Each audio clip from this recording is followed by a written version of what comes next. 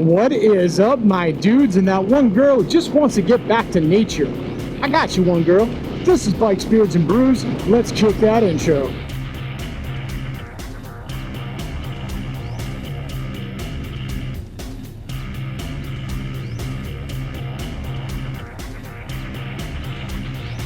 Hey guys, welcome back to the channel. Before we kick this one off, make sure you like, comment, subscribe, hit that bell notification.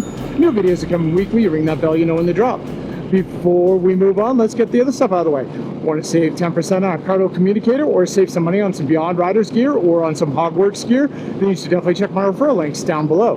Want to support me and all my do-gooderness like these cool guys here? Boom! You should become part of the Brew Crew and join the coffee page down below.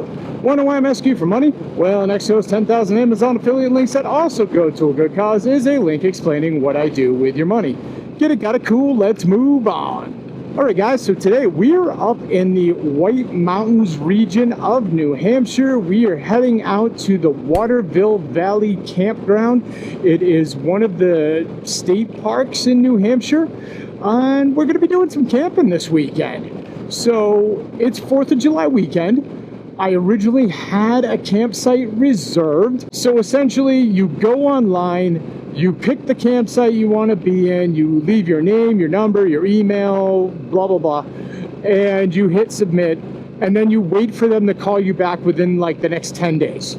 So apparently they called me back. I did not get this message. They may have called. I don't answer numbers I can't identify. No one does. So yeah, I started getting a whole lot closer to my trip. Hadn't heard back from this campsite, so I called them, got their voicemail, and I left a message saying, you know, hey, I reserved a site, just making sure it's there. Don't want to go up there and get nothing. They called back. I was at work, couldn't answer. They left a message saying, oh, we tried to call you and we have like a one and done policy, but we called you multiple times. Apparently didn't decide to leave a voicemail any of those times. And yeah, so we gave away your campsite. You don't have one. Now, naturally, I tried to recoup as quick as possible. And most campsites are booked because it's 4th of July weekend. So I have now defaulted out to some of the state parks where they have a first come, first serve basis ruling thing. I am doing this on a Thursday in the afternoon, so I'm hoping I'm getting the jump on everybody else who is coming up here. Before I left, I checked and all the campsites that I was eyeing are open. So I'm pretty sure I have a good shot at this if this Uber driver ever gets out of my way so I can get there on time. But we'll see. Hang with me and let's find out if I have myself a campsite. If we do, I have this awesome tent that I cannot wait to try. I haven't even taken it out of the bag yet. I have only seen ads for this thing online. The company was nice enough to send me one to try out, and I am very excited to try this out. And no, it's not a 3-second tent. I've seen a couple reviews on those. Great reviews, by the way. But this is not one of those 3-second tents. Same company, though. Hang with me, and like, seriously, this thing's awesome. All right, let's go. All right, if you're ever in New Hampshire, definitely go to Waterville Valley in the winter if you're looking to ski. I've been here before. Totally fun skiing.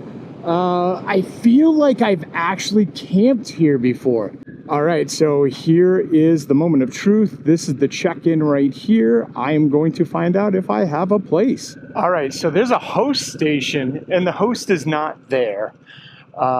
You can leave checks or cash in an envelope and drop it into a metal box. Nothing about using a card. And I don't have 3 days worth of money to drop right now. I'd have to go hit an ATM. So I could drop the cash for like 1 day, get set up, go hit an ATM, come back.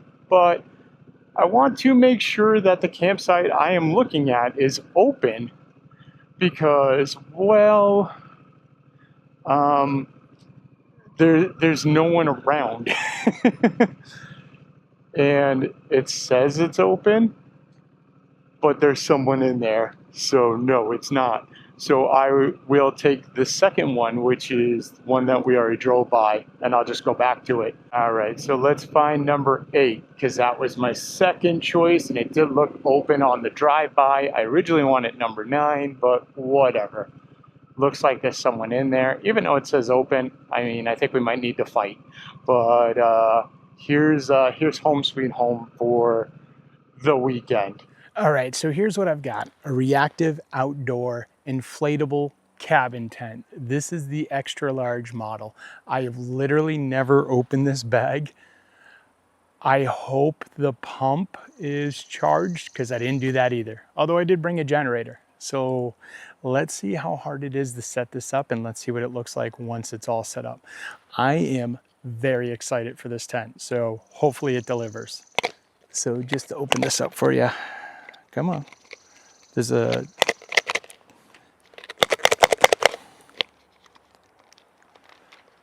for real. Guys, separate the charging cable from the pump. This maybe for future deliveries, this gets stuck. Come on. So this is the pump. It is USB-C, so when you do damage that cable trying to get it out of this container, any USB-C, you'll be fine. Let's go ahead and see if this is charged up. This is not actually the pump, it's the battery for the pump that's built into the tent. So let's go. Did I mention it's 95 degrees right now? It is so damn hot. Comes with a tarp to put under the tent. That's cool, that's cool. This thing's gonna be huge. Guys, that's the footprint. This thing's gonna be huge. Let me stake down the corners and get the tent on top of it. All right, moment of truth. Does this battery have any charging? Can it inflate this tent? So there's a little valve in here, you close that up. So this is where I should mention, this tent has no poles in it. It is just inflatable. So it's supposed to inflate, be rigid, and all that fun stuff without needing all the poles set up and all that fun crap. I might have did something wrong. I might have to read the instructions. We'll see. I mean, this is bear country. There's bear warnings everywhere. So either this inflates or I'm sleeping with the bears tonight. We'll see. Honestly, I kind of imagine just hitting the button and the thing going. So, I mean, it may be inflating. It's just taking its time, which kind of makes sense. I mean, it's not like that's a huge compressor. Seeing a lot of trucks show up right now. So I think I got here just the right time because I got a sight. These things are gonna be filling up pretty quick. There's a second valve. Now I gotta go find that. So yeah, this is where reading comes into play. I just skimmed it real quick and it said close both valves. I thought it was that 2-piece on this side. Then I noticed it said the red valve. And I was like, neither of those are red. Now we're getting somewhere. So one thing I didn't think about is you're definitely gonna have to have these strings pulling up the tent. I kind of assumed, again, that this would just go, but this does help stabilize the frame and get everything together. Let's get the middle up. Hold on.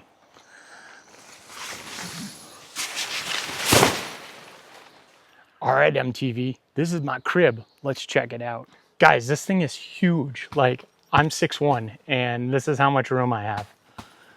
This isn't even a tent, it's an apartment. All right, so I've got a double queen size, so it stands pretty tall off the ground. It has a built-in compressor. So how did I get that charged? Well, I've also got my little Jackery power station over there. That's also going to be used for like my phone for the next couple days and the cameras and all that. Got a small fan here. We're going to see if that actually lasts the whole night. If not, I may just plug that into the Jackery overnight. We'll see how that goes. But yeah, aside from that, this thing is huge. Now, I know there's that on-running joke about women saying they'd rather be with a bear than a dude. Look, if a bear shows up here, I'm not even going to fight it off. There's plenty of room. He can come in here and stay with me. I don't care. Whatever. I'll hang out with the bears. All right, so let's do a quick walk around of this tent, shall we? We've got our front entrance here. There's actually a matching back entrance. You've got a power port down in the corner, and I saw one on the other side as well. You've got huge windows all the way around. You've got additional vents here if you pull it out. So if you pull this out and stake it, there's some vents right there for a little extra breathability on both sides. I don't think I'm going to be doing that today. Same thing, breathability right there. Power port on the back door. Nice peak for the roof. The tent has 4 inflatable posts that come up to the middle.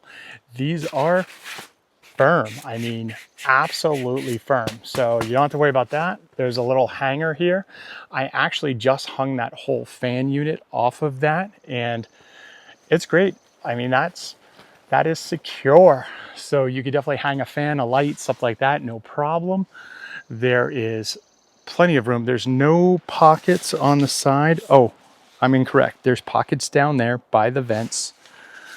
So if you need to keep anything, depending on how you have this tent arranged, you have those options. That's about it for the pockets. You've got 4 big windows for plenty of ventilation. It's also open up here, so there's actually a built-in tarp on top, so you don't have to put a whole second one on. Let me show you outside. So yeah, as you can see, there's a full rain fly up top that's protecting those windows. You're not going to get any rain in like that, but at the same time, you're going to have some heat dissipation, which is just a great little invention there. I like that. Ranger just came by and confirmed this place is completely full. So my plan to come up here early on a Thursday worked.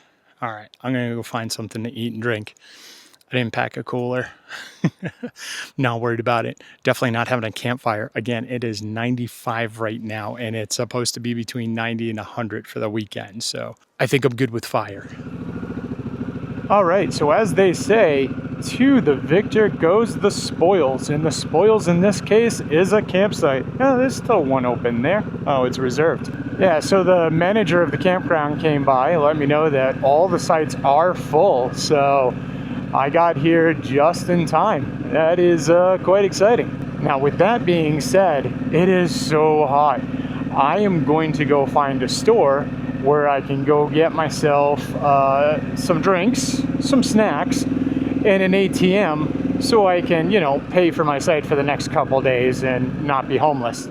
So the Waterville Valley Campground is pretty much a primitive campground. That's what it is called, which means that each of the sites doesn't have electric and running water and all that stuff. There is a water pump where you can go and, you know, get water if you need to. I don't know how much I fully trust that, so I'm probably not going to do that. I'll just grab some water at the store, that's fine. Although they do sell it at the campsite as well, along with firewood. Currently, firewood's like $8. Again, right now it is 93.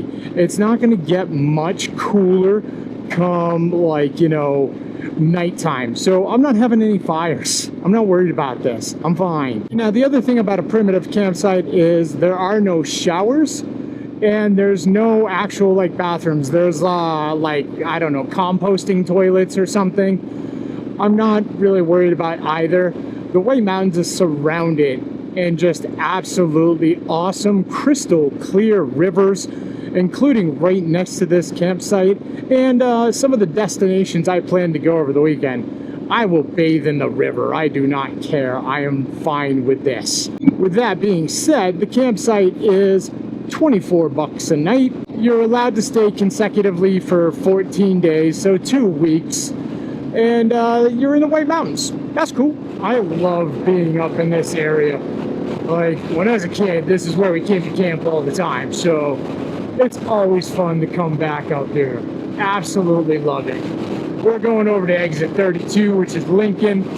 I'm gonna look to score some food, grab some money, and probably head back to my campsite for that and call it a night, and then pick up again tomorrow.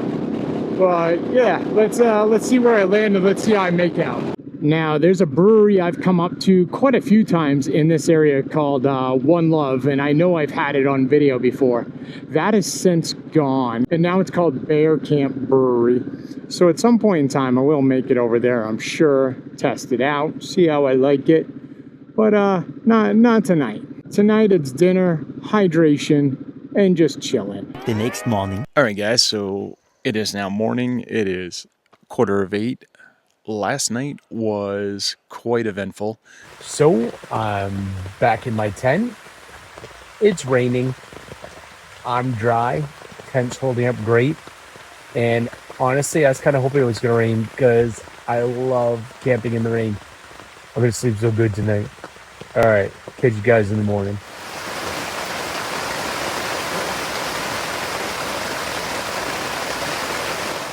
Had hours, most of the night actually, just torrential downpours, had thunder, had lightning. That stuff was close. I mean, there was no real delay between the thunder and lightning, maybe a half a second at best. Sometimes there were just rolls of thunder going while the sky was lighting up. So needless to say, it was absolutely awesome. I loved it. I love going camping and at least getting one night where it is just a rainstorm. This tent held up like an absolute champ. Inside is bone dry. I slept like a baby, so it was great. So aside from that, I'm going to go find some breakfast and kick off my day. And let's see what kind of trouble we can get into. Let's do it. All right, all. We are heading out of White Mountain Bagel. This is over in Lincoln, New Hampshire. Had myself a little bit of breakfast, black coffee, bagel. It was good. Oh, what's up, fellow ADV riders? So we're going to head up into the mountains because I want to do some swimming. And, well, my favorite swimming hole, it just happens to be up in this area. So stay tuned. Let's ride. I love this road so hard for so many reasons. First, it just goes up and down. It's got all kinds of twists and turns. It goes up through the mountains, and I absolutely just love the ride, especially when there's not some pokey cars in front of me. I know I featured this road on the channel before because, well, I love this road. The other reason why I absolutely love it is because it brings me to my favorite swimming hole, the place I have gone since I was a kid. I'm talking like, I don't know, like 10 years old. So it's been a while, but yeah, it's just the nostalgia of it. And honestly, not too much ever really changes up here. So there's always that feeling of familiarity as I ride through this. I love it, absolutely love it. Right now it is 82 degrees. It's supposed to be getting close to 100 again today. So yeah, I think I'm gonna be doing me some swimming.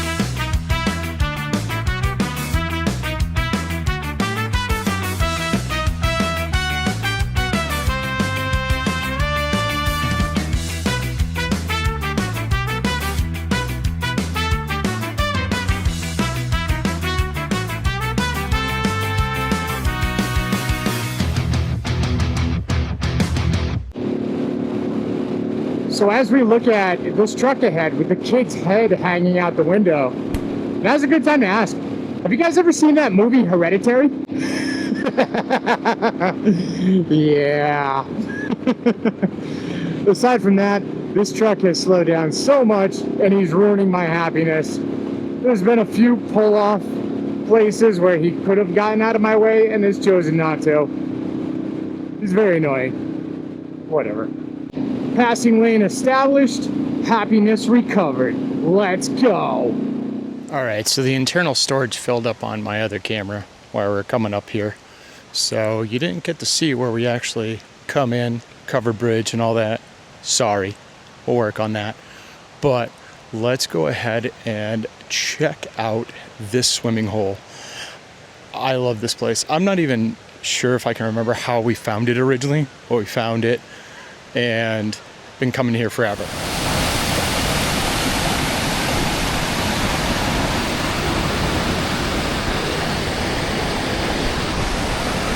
Let's go swimming.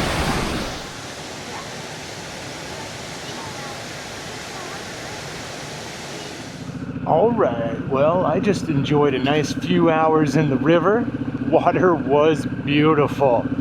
And now I'm gonna head out. So there's the bridge that I couldn't show you coming in because, well, my memory cards were full. But here we go. Here it is right now. I am gonna enjoy some riding back down into Lincoln. And we'll see if we can get in a little bit more trouble or see something else cool before we sign off on this video. So hang with me. All right, we're almost back into town. Y'all want to see some cool cars? Old cars? Interesting cars? There's some cars up here. They look pretty damn cool. I totally keep forgetting that this place exists. And then I drive by it and I'm like, man, I gotta stop there. So let's stop there, shall we? Let's do this. So we're heading over to the Kangamagis Collectibles. And yeah, last I checked, they've got like a little museum of cars and stuff in the back. There's a few right up front here too. So we're gonna check those out.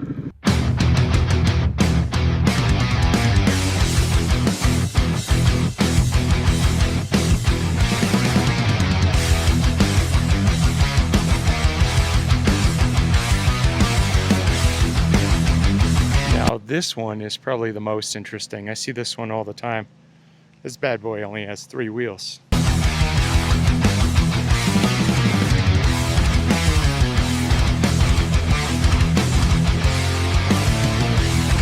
Hey, let's go see what they got inside, huh?